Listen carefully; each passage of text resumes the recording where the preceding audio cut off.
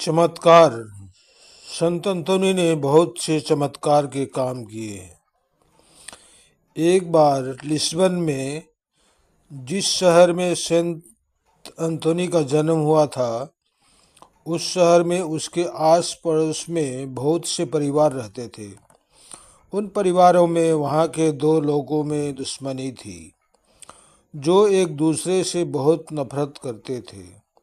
एक शाम उन परिवारों में से एक परिवार का एक बेटा प्रतिद्वंदी परिवार के बेटे से मिला, जो संत अंतोनी के माता पिता के काफ़ी करीब रहता था।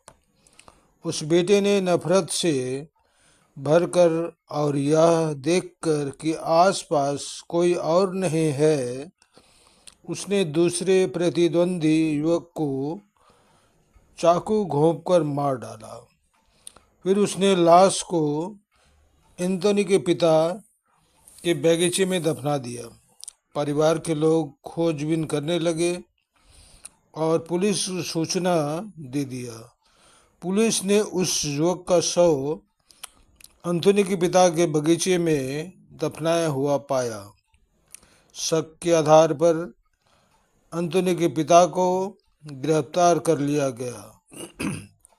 एंथोनी के पिता मार्टिन ने अपनी बेगुनाही साबित करने की कोशिश की, लेकिन उसके ही परिवार के बगीचे में मिले शव के भयानक सबूत उस बेचारे मार्टिन को हत्या का दोषी ठहराने के लिए काफ़ी था। मामला अदालत में निर्णय के लिए गया और एंथोनी के पिता को कोर्ट में पेशी किया गया। अब एंथोनी के पिता को बचाने वाला कोई गवाह नहीं था। उसके पिता को मृत्युदंड ही मिलना था, जबकि खूनी दूसरा लड़का था, पर उसको चाकू मारते किसी ने देखा भी नहीं था। यह देख और सोचकर जब मार्टिन की हालत खराब हुई, तब भगवान ने एंथोनी को, जो पदुआ में था, उसके पिता की दुर्दशा का एहसास कराया। संत एंथोनी ने तुरंत एक रात के लिए बाहर जाने की अनुमति प्राप्त की। उस समय पदुआ से लिस्बन की दूरी लगभग 1200 मील थी, लेकिन एंथोनी दैत्य हस्तक्षेप से कुछ घंटों में वहां पहुंच गया। कोर्ट में न्याय शुरू हो चुका था।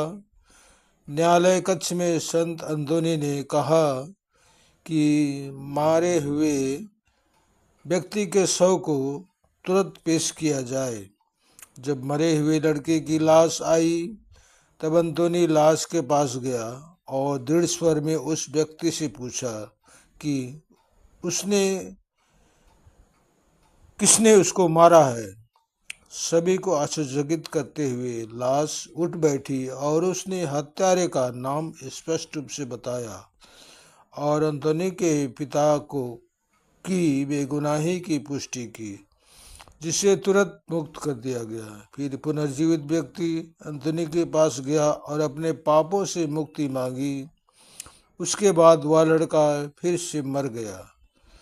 चमत्कारिक रूप से अगले दिन संत एंथोनी पदुआ में वापस आ गया। आखिरकार उन्होंने केवल एक रात भर के लिए बाहर रहने की अनुमति मांगी थी। यह सच्ची घटना है। आमीन। ईश्वर आपको आशीष दे।